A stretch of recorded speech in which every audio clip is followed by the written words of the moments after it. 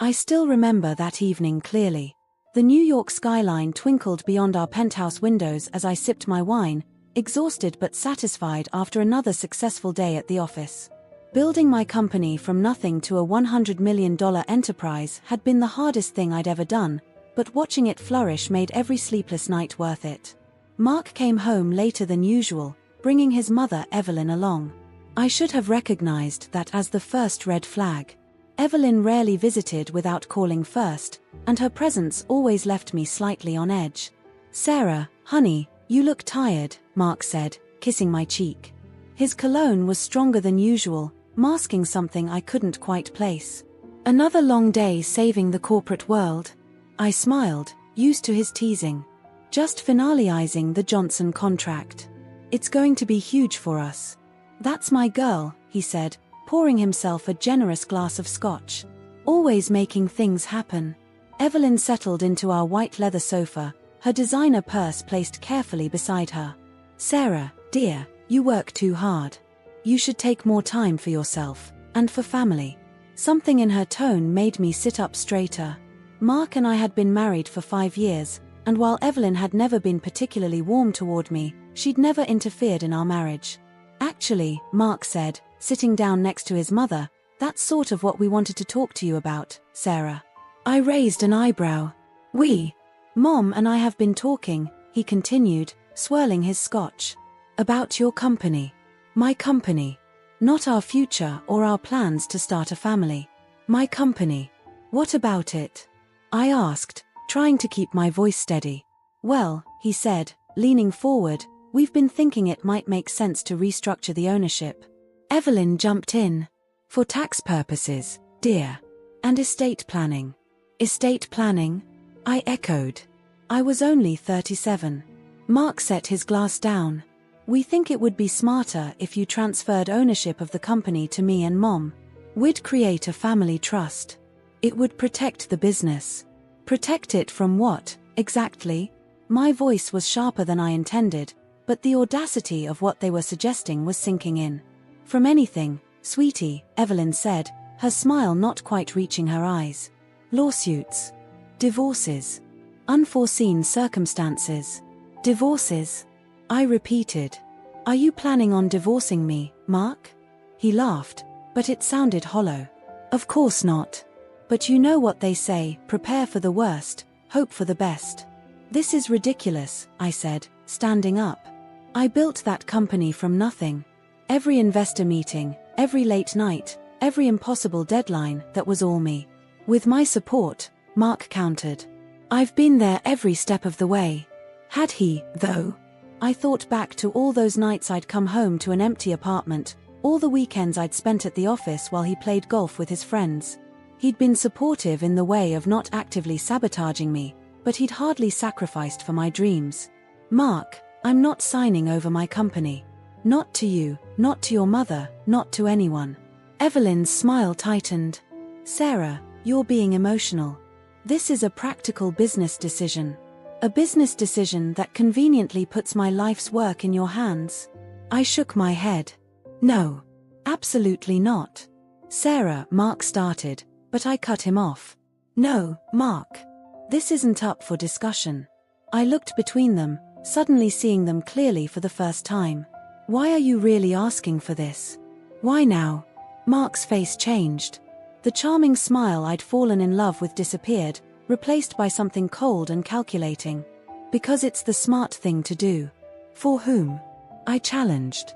"For all of us," Evelyn interjected.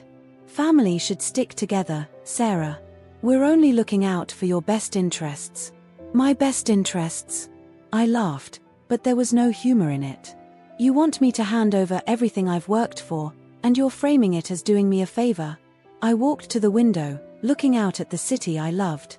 My company had offices just 20 blocks away, where over 200 people worked because I'd had the courage to start something. Because I'd believed in myself when no one else did. "Sarah," Mark's voice was softer now, cajoling. He stood behind me, hands on my shoulders. "Don't you trust me?" I turned to face him. I did. Until tonight. His eyes narrowed slightly. "What's that supposed to mean?" It means this conversation has shown me something about you, about both of you, that I can't unsee. Evelyn stood up, smoothing her expensive skirt. I think you're overreacting, dear.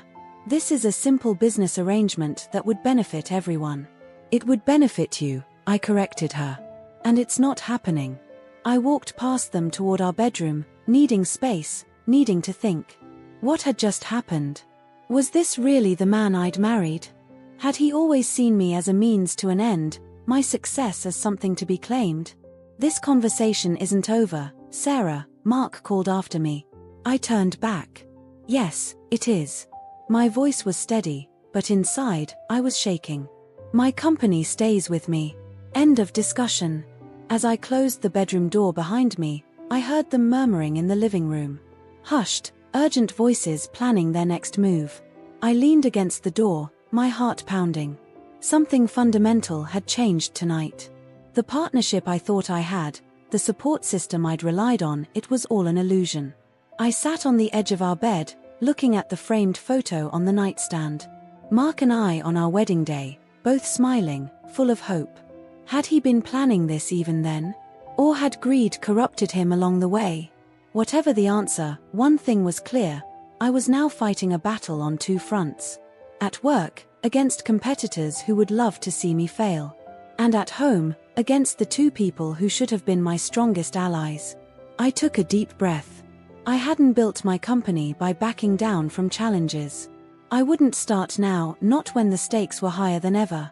The days following that conversation were like walking through a minefield in my own home. Mark's demeanor changed completely. Gone was the supportive husband who'd kiss me goodbye each morning and ask about my day each evening. In his place was a cold, calculating stranger who watched my every move with barely concealed contempt.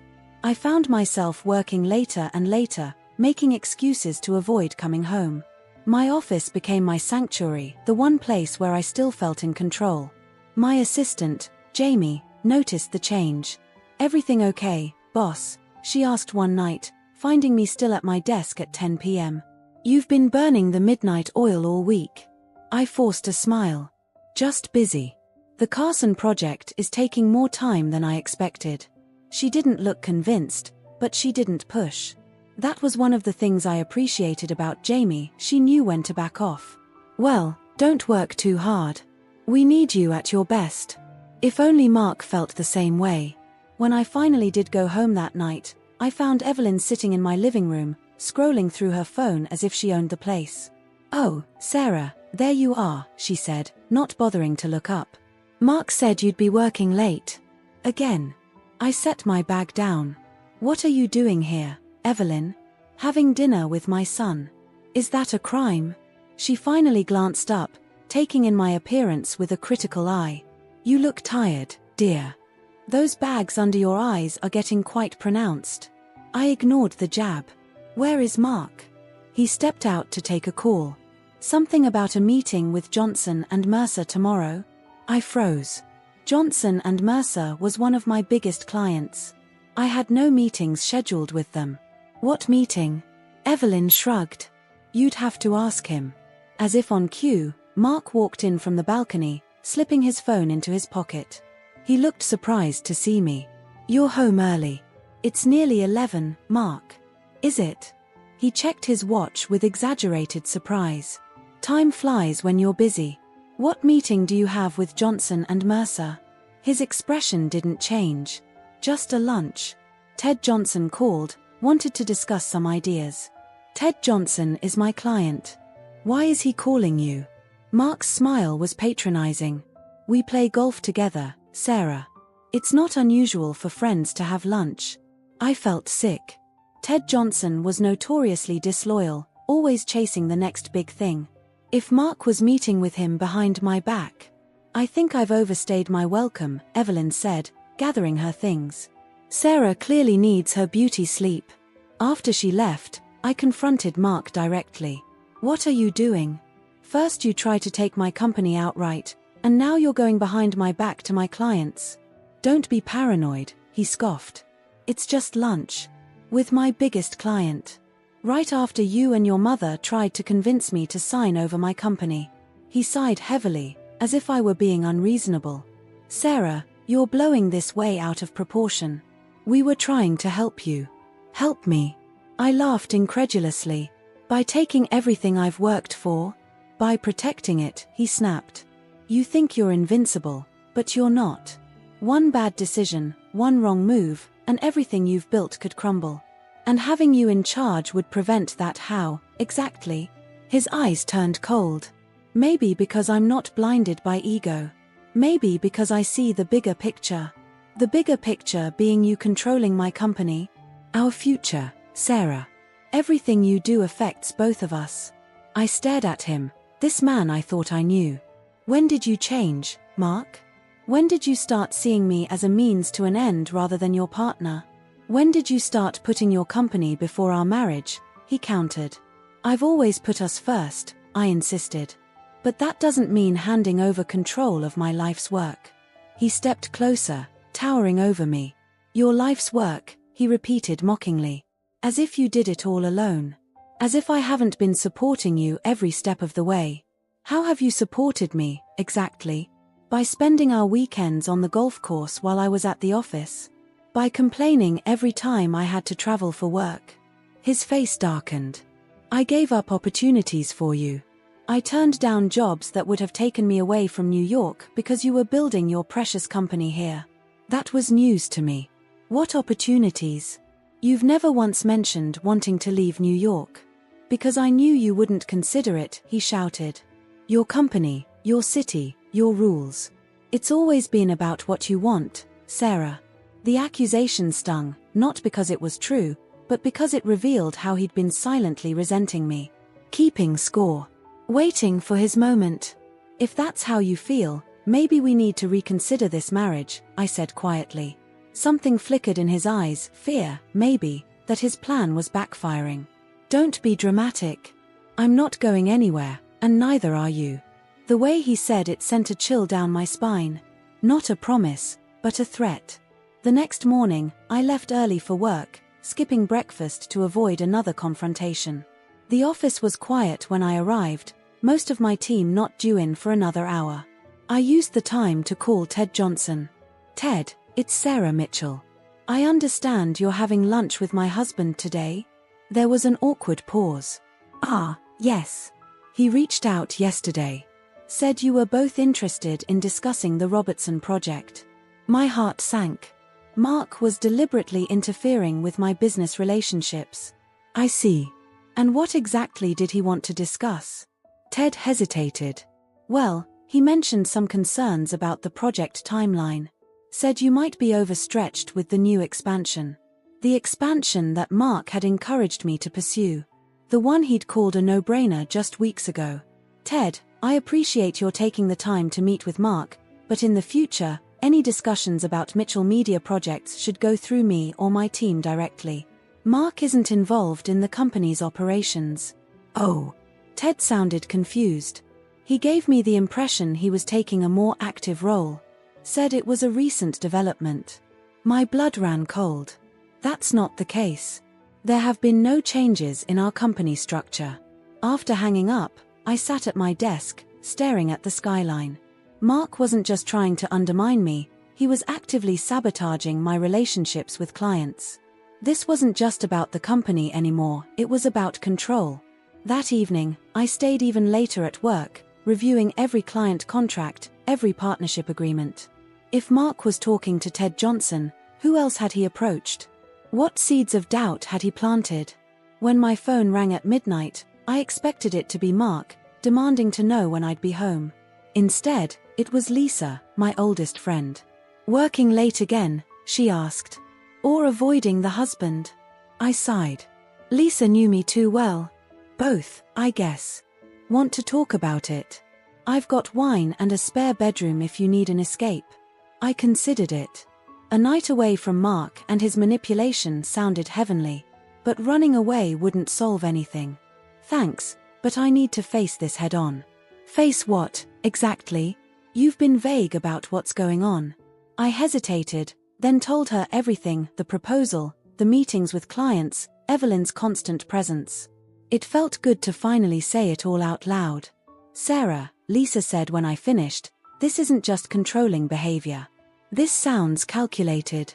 They're trying to isolate you and undermine your authority. I know, I admitted. But why now? We've been married for 5 years. Why make this play for my company now? Lisa was quiet for a moment. Have you looked at your company valuation recently? Or any acquisition offers? I hadn't mentioned those to anyone except my board. How did you know about that? I didn't for sure, but it makes sense. If your company's value has jumped, or if there's acquisition interest, that might explain the timing. She was right. We'd received 2 substantial offers in the past month, both of which I'd declined. I hadn't told Mark the details, just that I wasn't interested in selling. Be careful, Sarah, Lisa warned. People do desperate things when money is involved. Even people who claim to love you. After we hung up, I sat in my darkened office, weighing my options. I could confront Mark again, but what would that accomplish? He'd deny everything, gaslight me into thinking I was overreacting. No, I needed to be strategic. Document everything. Protect myself and my company. Because one thing was becoming painfully clear, the man I married was not the man I thought he was. And this battle was just beginning. The morning started like any other in our new Cold War. Mark barely acknowledged me as I got ready, his attention fixed on his phone. He'd come home late again, reeking of expensive whiskey and wearing a smug expression that made my skin crawl. I have an important meeting with Westbrook Media today, I said, more to break the silence than anything else. Don't wait up. He glanced up, a flicker of something interest. Concern, crossing his face. Westbrook. The acquisition offer. So he did know about that. I shouldn't have been surprised. Mark had ways of getting information I didn't willingly share. Just exploratory talks, I said vaguely.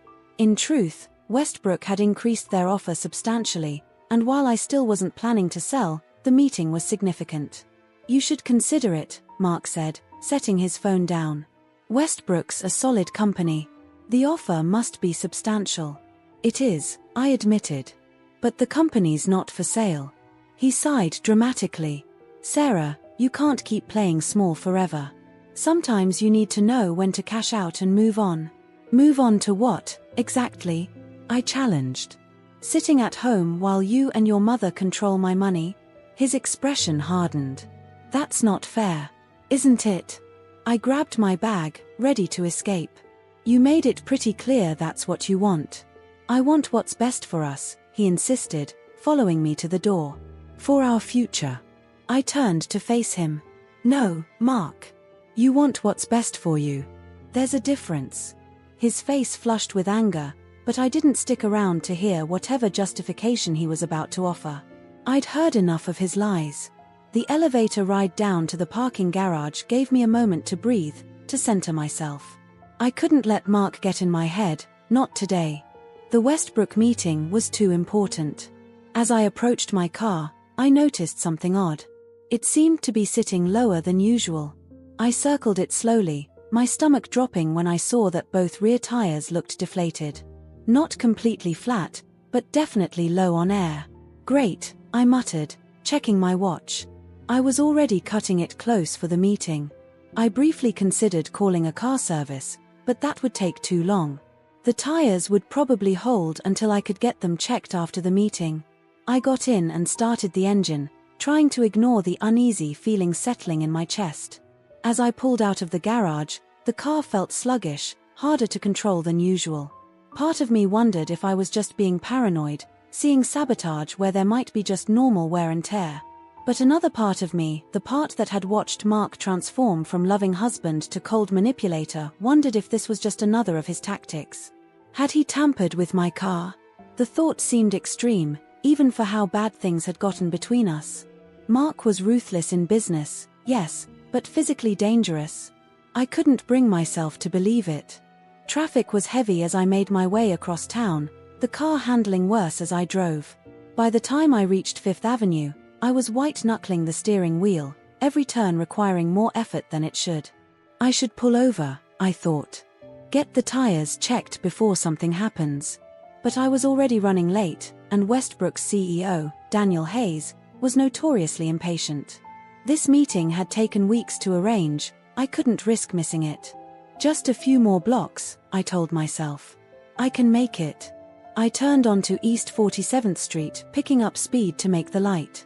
That's when I felt it, a sudden shift in the car's balance, as if the back end was trying to overtake the front.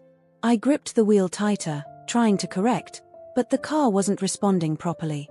Everything happened in slow motion after that. The back tires lost traction completely. The car began spinning, sliding sideways into the intersection. I heard horns blaring, saw the flash of other vehicles swerving to avoid me. I stomped on the brakes, but it was too late. The world outside the windows blurred as the car spun. Then came the impact, a violent, jarring crash as the passenger side slammed into a traffic light pole. The airbag deployed with an explosive force, hitting me like a punch to the face. My head snapped back, then forward, slamming into the steering wheel despite the airbag. Pain exploded behind my eyes. Glass shattered around me, raining down like deadly confetti. I tasted blood, felt a warm trickle down my forehead. The world started to dim around the edges, sounds becoming muffled. My last coherent thought before darkness claimed me, this was no accident. I woke to the steady beep of machines and the antiseptic smell of hospital rooms. My body felt heavy, disconnected, as if it belonged to someone else. When I tried to open my eyes, only the right one complied, the left was swollen shut. "She's waking up," someone said, a woman's voice, unfamiliar. I tried to speak, but my throat was parched, my lips cracked and painful. "Don't try to talk yet," the voice advised. "I'll get the doctor." I heard footsteps retreating, then silence except for the persistent beeping. My mind was foggy, struggling to piece together what had happened. The car. The crash. The meeting I'd never made it to. Mark. Had he known this would happen? The thought sent a surge of adrenaline through me, helping to clear some of the fog. I needed to be alert, to understand what was happening. When the doctor arrived, he shined a penlight in my good eye, asked me to follow his finger, tested my reflexes. "You're a lucky woman, Mrs. Mitchell," he said, making notes on his tablet. "The crash could have been much worse. As it is, you have a concussion, 3 broken ribs, a fractured wrist, and a lot of cuts and bruises. But nothing that won't heal with time." Lucky didn't feel like the right word, but I nodded slightly, wincing at the pain the movement caused. "Your husband has been notified," the doctor continued. "He should be here soon." Mark. Coming here. The thought sent a wave of panic through me. "No," I managed to croak. "Don't want him here." The doctor looked surprised. "Mrs. Mitchell, you've been in a serious accident. You shouldn't be alone. Call Lisa," I whispered, struggling to get the words out. "My emergency contact." He frowned but nodded. "I'll have the nurse check your paperwork. In the meantime, try to rest. You've got a long recovery ahead." After he left, I lay there, trying to organize my thoughts. The crash replayed in my mind, the tires, the loss of control, the impact. It had happened so quickly, yet part of me had seen it coming. I'd known something was wrong with the car but had ignored my instincts. Never again, I promised myself. From now on, I would trust my gut. The door opened, and I tensed, expecting Mark. Instead, it was a nurse, older with kind eyes and a no-nonsense demeanor. "Good to see you awake," she said, checking the monitors beside my bed. "I'm Nancy. I'll be looking after you today." "My friend," I whispered. "Lisa. Has anyone called her?" Nancy nodded. "We've reached out to your emergency contact. She's on her way." She paused, then added, "Your husband called again. He's quite insistent about seeing you." Fear gripped me. "Don't let him in. Please." Nancy's expression softened with understanding. "Don't worry. No one gets in this room without your permission. Hospital policy." I felt tears stinging my good eye. "Thank you." She patted my hand gently. "Rest now. You're safe here." But was I? If Mark had been willing to tamper with my car, and the more I thought about it, the more convinced I became that he had, what else might he do? The realization that my own husband might have tried to seriously harm me was almost more painful than my physical injuries. I must have drifted off, because the next thing I knew, Lisa was there, her face pale with worry. "Oh my God, Sarah," she breathed, taking in my battered appearance. "What happened?" I told her everything, the deflated tires, the loss of control, my suspicions about Mark. "That son of a bitch," she hissed when I finished. "You think he actually tampered with your car?" "I can't prove it," I admitted. "But the timing is too convenient." The Westbrook meeting was huge. If I'd sold to them, I'd have the resources to fight Mark on every front. Lisa's expression turned grim. "We need to document everything. Take photos of your injuries. Get the police report. If Mark did this, he's not going to stop here." She was right. This wasn't just about my company anymore. This was about my life. "He's been calling constantly," Lisa said. "Texting me, demanding to know what room you're in. I haven't told him anything." "Good," I whispered. "I need time. To think, to plan." "You need to rest and heal," she corrected. "Let me handle Mark for now. You focus on getting better." As Lisa sat beside me, holding my hand, I felt a strange mix of emotions. Fear, certainly. Anger, definitely. But also a kind of clarity I hadn't experienced in months. The fog of confusion and self-doubt that had surrounded me since Mark's initial proposal was finally lifting. I saw now what I was dealing with, a man who valued money and control more than my well-being. A man who might have been willing to seriously harm me to get what he wanted. The road ahead would be difficult, painful. But as I lay there in that hospital bed, one thing became crystal clear: this was a fight I could not afford to lose. 3 days in the hospital felt like an eternity. The pain was constant, a dull throb that medication could only partially mask. But the physical discomfort paled in comparison to the emotional turmoil I was experiencing. Every time the door to my room opened, I tensed, half expecting to see Mark walk in despite the hospital staff's assurances that they were keeping him away. Lisa was my lifeline. She stayed with me as much as the hospital would allow, bringing me clean clothes, my laptop, and most importantly, information. "I hired a private investigator," she told me on the second day, keeping her voice low despite the closed door. "Someone who specializes in cases like this." "Cases like what?" I asked. "Wives who think their husbands tried to kill them?" She didn't flinch at my blunt assessment. "Domestic situations that have turned dangerous. He's going to look into Mark's finances, his movements, his communications with Evelyn. You think they planned this together?" The thought made me sick, but it wasn't implausible. Evelyn had always treated me like an obstacle, a temporary inconvenience in her son's life. "I don't know," Lisa admitted. "But we need evidence if we're going to prove anything." She was right. Suspicions weren't enough, especially with someone as well-connected as Mark. If I was going to protect myself and my company, I needed proof. "The police came by yesterday," I told her. "They're saying it was just an accident. Bad tires, bad luck." Lisa frowned. "Did they examine the car thoroughly? Check for tampering?" "They said they did. Found nothing suspicious." I sighed, wincing as the movement aggravated my broken ribs. Maybe I'm being paranoid. Maybe it really was just an accident.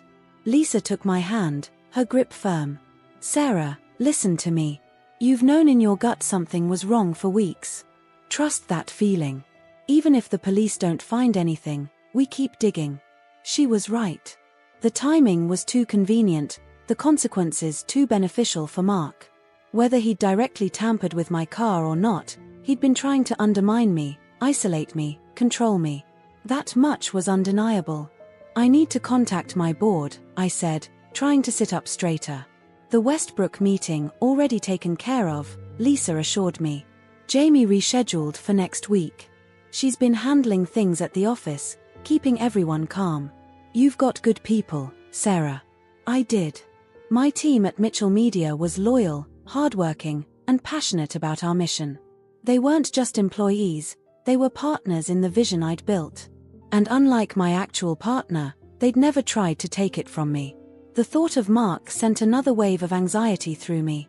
He's still at the apartment. "All my things, my documents." "Already handled that too," Lisa said with a small smile. Jamie and I went over yesterday. Got your laptop, your files from the home office, clothes for when you're discharged. Mark wasn't there. Probably out with Evelyn, plotting their next move, I said bitterly. Probably, Lisa agreed. But it gave us a chance to install some security cameras. Small ones, hidden. If you do go back there, at least we'll have eyes on what's happening. The fact that we were discussing hidden cameras and private investigators would have seemed absurd a month ago. Yet here we were, treating my home like hostile territory and my husband like an enemy combatant. Because that's exactly what they were. On the morning of my 4th day in the hospital, Dr. Reynolds declared me stable enough to be discharged, though he stressed the need for continued rest and careful monitoring of my concussion symptoms. No work for at least a week, he insisted, reviewing my discharge papers. Limited screen time. And someone needs to stay with you, at least for the first few days. She'll be staying with me, Lisa said from her position beside my bed. My guest room is all set up. I felt a wave of gratitude for my friend. Without her, I'd have been facing the prospect of returning to the apartment and to Mark. As if summoned by my thoughts, a commotion erupted in the hallway. Raised voices, a man's angry tones. My heart rate spiked, the monitor beside my bed beeping in protest. That's him, I whispered, gripping Lisa's hand. That's Mark. The door burst open, and there he stood, my husband, looking simultaneously disheveled and imposing. His usually perfectly styled hair was mussed, his expensive suit wrinkled. Dark circles shadowed his eyes, but they blazed with an emotion I couldn't quite identify. Anger, concern, fear. Sarah, he breathed, stepping into the room despite the nurse's protests behind him. My God, look at you. I stiffened, every instinct urging me to retreat, though there was nowhere to go. Mark, how did you get in here? I'm your husband, he said, as if that explained everything. They couldn't keep me away forever. His gaze shifted to Lisa, narrowing slightly. You've been blocking my calls. On Sarah's instructions, Lisa replied coolly. She needs rest, not stress. Mark's expression hardened. This is between me and my wife. I think you should leave. She's not going anywhere, I said, finding my voice. And neither am I, at least not with you. Confusion crossed his face, then understanding. You can't be serious. You're coming home, Sarah. Where else would you go? With me, Lisa interjected. Until she's recovered enough to make long-term decisions. Mark laughed, the sound brittle and forced. That's ridiculous. She needs to be home, where I can take care of her. Like you took care of my car. The words slipped out before I could stop them. His expression froze. What are you talking about? The tires, Mark. They were deflated the morning of the accident. The morning of the biggest meeting of my career. Convenient timing, don't you think? He took a step back, shock giving way to indignation. You think I sabotaged your car? That I wanted this to happen? He gestured at my injured body. My God, Sarah, what kind of monster do you think I am? I don't know anymore, I admitted, and the truth of it hit me hard. I used to think you were my partner, my supporter. Now I'm not sure who you are. His face softened, and he moved closer to the bed.